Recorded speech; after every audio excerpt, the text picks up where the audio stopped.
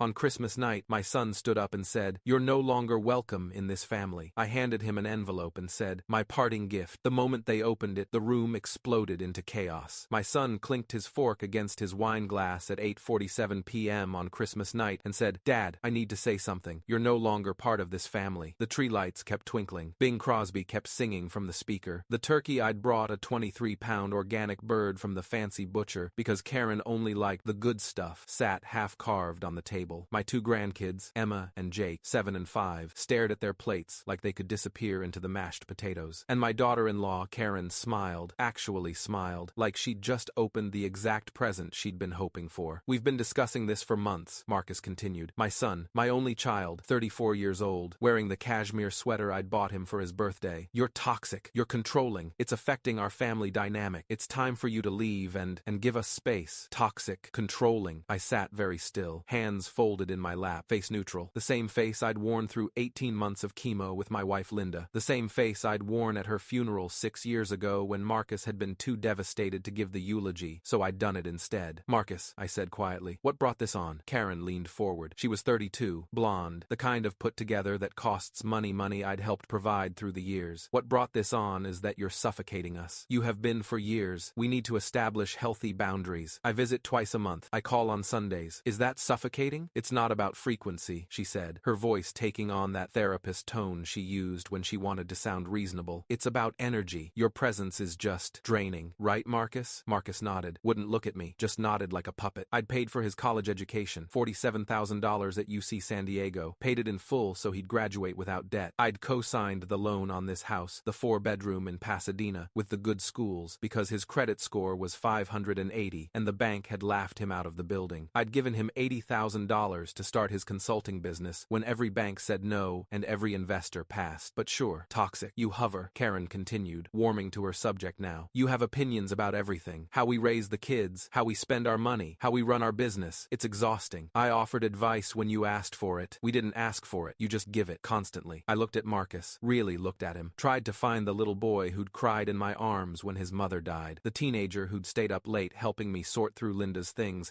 because he knew I couldn't do it alone, the young man who'd said at her funeral, "I don't know how to do life without Mom. Promise, you'll always be there." I'd promised. He still wouldn't meet my eyes. "This is Karen's idea, isn't it?" I asked. Marcus stiffened. "It's our decision." "No," Karen snapped, dropping the reasonable act. "It's the right decision. You've had your claws in him long enough, Robert. He needs to be his own man." Claws. Like I was some kind of parasite instead of the father who'd raised him alone after Linda died, who'd worked double shifts at the engineering firm so he could do travel, soccer, and debate club, and college application fees. Emma started crying, quiet little sobs. Jake put his arm around her. "Can we go to our room?" Emma whispered. "Not yet," Karen said sharply. "This is a family moment. You need to understand what's happening." A family moment. Jesus Christ. I should have been surprised, should have been blindsided, but I wasn't, because I'd seen this coming for years. Karen had started dating Marcus 8 years ago. She'd been sweet at first, grateful when I helped them with rent during a rough month, thankful when I paid for their wedding $32,000 for a small, intimate ceremony that somehow required a 4-tier cake and a live band. But something had shifted after they had Emma. Suddenly my visits were unexpected. My gifts were too much. My presence was stressful. She'd started making comments, little digs. Marcus's father is very involved. We're trying to give the kids space from outside influences. Marcus needs to learn to make decisions without running to daddy. I'd ignored it, told myself it was new parent stress, that she was just protective, that it would pass. It didn't pass. It got worse. 2 years ago, I'd offered to help them hire a bookkeeper for the business. They'd been drowning in paperwork, missing quarterly tax filings, getting penalty notices. Karen had exploded, accused me of thinking they were incompetent, of trying to control their company, of treating Marcus like a child. I'd apologized, backed off, let them handle it themselves. They'd nearly gone bankrupt. The IRS had filed a lien. The business account had been frozen. Marcus had called me at 2 a.m., crying, asking for help. I'd paid off their tax debt, $43,000. Karen never thanked me, just said they would have figured it out eventually. Last year, I'd missed Emma's birthday party because I had the flu. Karen had called Marcus in front of me. I was at their house, dropping off Emma's present, and said, "See, he can't even prioritize his own granddaughter. He'd rather stay home than celebrate her." I was running a 103-degree fever. Marcus knew that. He didn't correct her. That's when I started to understand. Karen didn't just dislike me. She wanted me gone, and she was slowly, methodically, turning my son against me. 6 months ago, I'd been at their house, fixing a leaky pipe in the kitchen. Marcus had asked for help, said they couldn't afford a plumber right then. Karen had been on the phone in the next room. I wasn't trying to eavesdrop. The walls were just thin. Once the old man's gone, everything comes to us anyway, she'd said, casual, matter of fact, like she was discussing the weather, the house in Arcadia, the investment accounts, everything. Might as well speed up the process. If we cut him off now, make it clear we don't need him, maybe the stress will,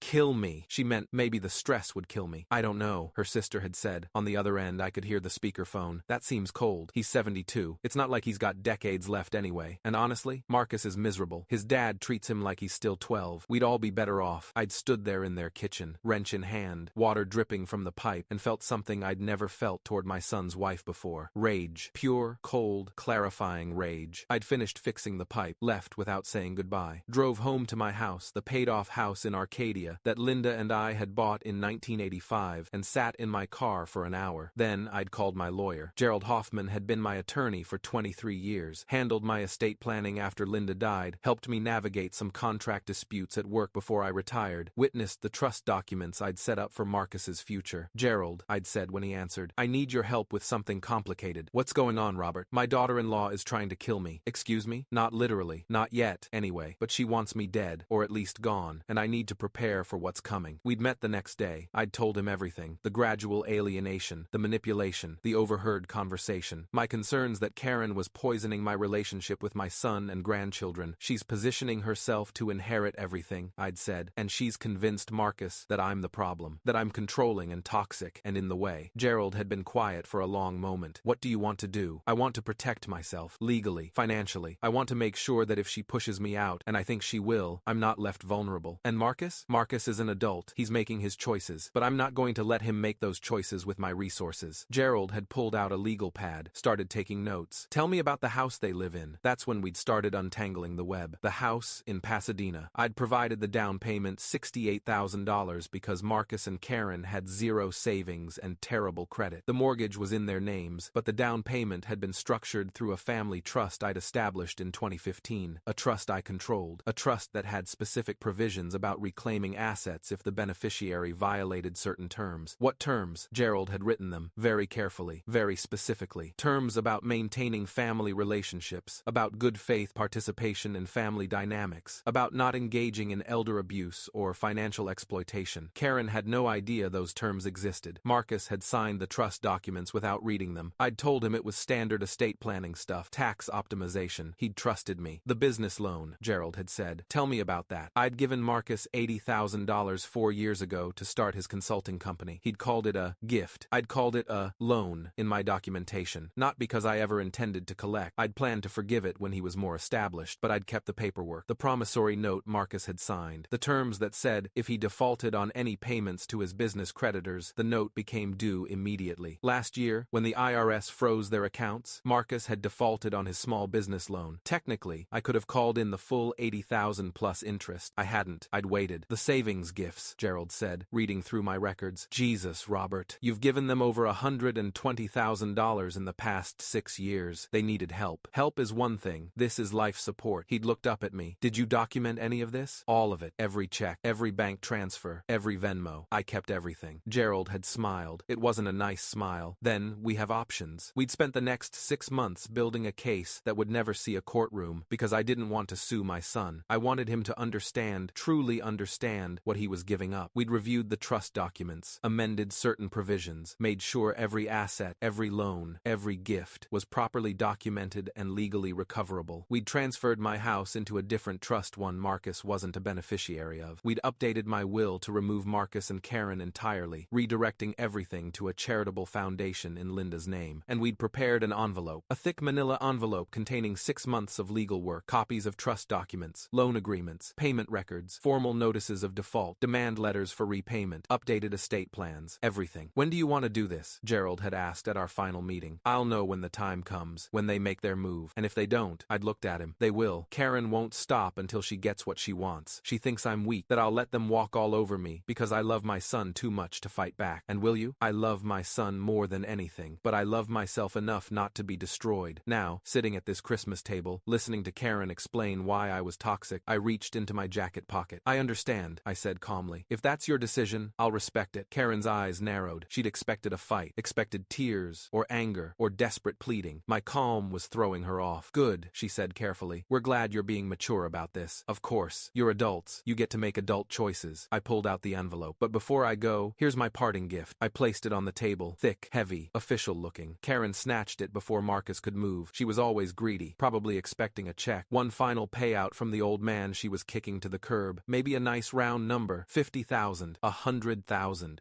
Please forgive me for being such a burden gesture. She tore it open. The first document was a letter on law firm letterhead. Hoffman and Associates. She started reading. Her face went from smug to confused to white in about 5 seconds. What? She looked up at me. What is this? Marcus grabbed the papers from her hands, started reading. His hands began to shake. Dad, what did you do? I took a sip of wine. Let it breathe. Let the moment stretch. You wanted me out of the family. I'm simply honoring your request. Emma and Jake were staring now, not understanding but sensing the shift in the room, the way the air had changed. Marcus was flipping through pages frantically. This says you're calling in the house down payment? Not calling it in, reclaiming it. The trust that funded your down payment has specific provisions about family relationships and elder respect. You violated those provisions. The trust is revoking its support. But this is our house. Actually, I said calmly. Check page 4, section 3.2. The trust holds a contingent interest in the property. If the beneficiary violates the terms which you have, the trust can execute its claim. That's not legal. It absolutely is. Gerald Hoffman, 31 years practicing estate law, structured it that way specifically. You signed the documents in 2019. Didn't read them, did you? Karen's hands were shaking now. You can't do this. You're trying to blackmail us. I'm not trying to do anything. I'm doing it. Keep reading. Marcus found the next section. His face crumbled. The business loan. The $80,000 I gave you, which you called a gift, which I documented as a loan, with your signature. I pulled out my phone, opened my photos, showed him a picture of the promissory note. You defaulted when the IRS froze your accounts last year. The terms state that any default makes the full amount due immediately, plus interest at 6% APR.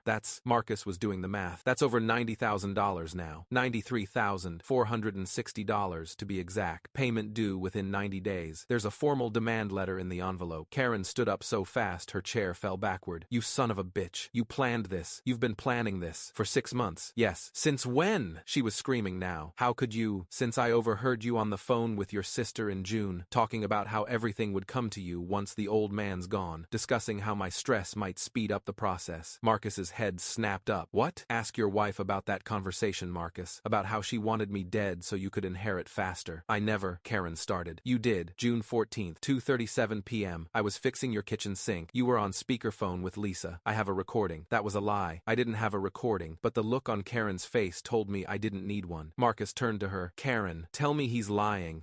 It wasn't like that. I was just venting. I didn't mean, you hoped I'd die. I said it softly, without accusation, just fact, so my son could have my money without the inconvenience of having me around. The room went completely silent. Even the Christmas music had ended. Just the sound of Emma crying and Karen's harsh breathing. There's more, I said. Keep reading. Marcus flipped to the next document. The savings accounts? Every penny I've given you over the years. $123,000 in gifts since 2018. All documented. All with written notes about being temporary support or bridge funding or emergency assistance. I'd been very careful about my wording. I'm not demanding repayment on those, but I am documenting them for tax purposes and potential fraud investigation. Fraud? You've been claiming your business income on your tax returns, but you've failed to report my financial support as income. That's potentially fraudulent. The IRS might be interested. Gerald had been very clear that this was a gray area, that it probably wouldn't result in actual charges, but the threat was enough. And finally, I said, page 12, my updated estate planning documents. You and Karen have been removed as beneficiaries from my will, my trusts, and my investment accounts. Everything now goes to the Linda Morrison Foundation for Cancer Research. Linda, my wife, Marcus's mother, the woman who'd loved our son more than life itself, the woman whose name Karen had forbidden in their house because it made her uncomfortable. Marcus looked like he'd been punched. You're cutting me out. You cut me out first. I'm just making it legal. But Mom would have wanted, your mother would have wanted you to honor your family, to treat the people who sacrificed for you with respect, to not let your wife scheme to kill your father for inheritance money. I didn't know, Marcus's voice cracked. I didn't know she said that, but you knew she was pushing me away. You knew she was poisoning our relationship, and you let her. You chose her comfort over my presence. So now, you get to live with that choice. Karen grabbed the papers from Marcus. This is illegal. All of this. We'll sue. We'll fight this. Go ahead. The number for Hoffman and Associates is on the letterhead. Gerald would love to hear from you, but I should warn you, litigation is expensive. And since I'm calling in your business loan and you're about to lose your house, I'm not sure you can afford it. Her face went from white to red. You vindictive old bastard. Probably, but I'm a vindictive old bastard who still has his house and his money and his dignity. Can you say the same? Marcus was staring at the papers like they were written in a foreign language. Dad, please, we can fix this. We can talk about it. I'll talk to Karen. We'll work it out. Work what out, Marcus? The fact that your wife wanted me dead? The fact that you just stood up at Christmas dinner and told me I'm no longer part of your family? Those aren't things you work out. Those are things you live with. I was wrong. I'm sorry. I was so wrong. You were. And you'll be even sorrier in about 45 days when you have to vacate the property. That's how long you have. It's in the notice. Where are we supposed to go? That's not my problem anymore. I'm not part of your family, remember? You made that very clear. I stood up, buttoned my jacket. The same jacket Linda had bought me for our 40th anniversary. The last gift she'd given me before the cancer took her. The business accounts are frozen, pending the loan repayment. I continued, my voice steady, professional. Your credit cards, the ones I'm listed as a co-signer on, are being closed effective tomorrow. The joint savings account we opened for Emma and Jake's college fund remains intact. That's for them, not you. But you don't have access to it anymore. I've established myself as the sole trustee until they're 18. You can't do this to your grandchildren. I'm not doing anything to my grandchildren. I'm protecting them from their parents' financial mismanagement. The money will be there when they need it. If you're still in their lives by then, Emma was full-on sobbing now. Jake looked terrified. I wanted to go to them, to hold them, to tell them Grandpa loved them, and none of this was their fault. But I couldn't, not anymore. Marcus grabbed my arm. Dad, please